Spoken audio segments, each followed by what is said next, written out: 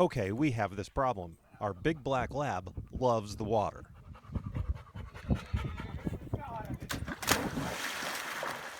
I mean, he really loves the water.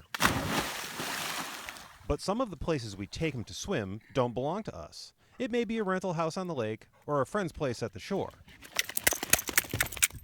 One thing they all have in common, they have a dock, which is great for jumping off. But not for getting out, especially when it's 18 inches from the top of the dock to the waterline.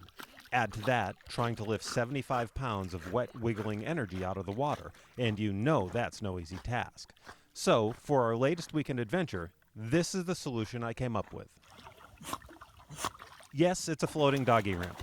No, it's not a groundbreaking idea, but when I looked around for some plans, I couldn't find anything that would work the way I envisioned.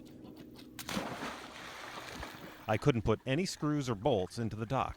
It needed to fit into my Subaru Outback, and it had to be cheap.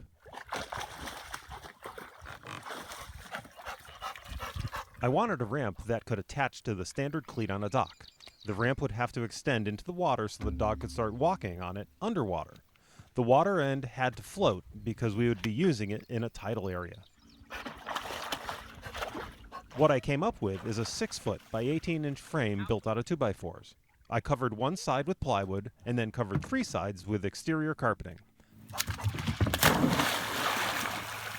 Underneath, I chose to use new gas cans as a flotation device because I could adjust the buoyancy of each by adding water if I needed. There you go.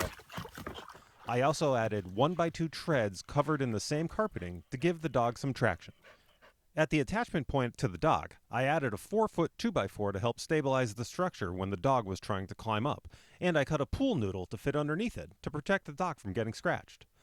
I also screwed 2 metal rings into the end for a place to connect a nylon strap to affix the ramp to the cleat.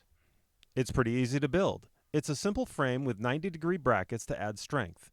For simplicity in securing the gas cans, I actually measured the width so they would fit snugly between the 2x4s. I then used zip ties to secure the cans into place using I-rings in the 2x4s. Adjusting the buoyancy wasn't all that hard. I started with just a yellow can. It worked pretty well, but the ramp dipped a little low below the surface with the dog's weight, so I added the blue jug. This one I filled about a third full of water to reduce the buoyancy, so the end would still be submerged.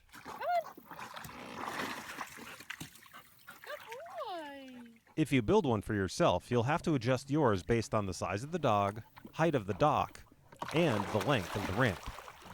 Teaching the dog to use the ramp was pretty simple. We kept him on a rope and called him over, and within a few minutes, he got the hang of it. That's it. As you can tell, this black lab had the time of his life swimming for hours, and we didn't have to lift him out every time.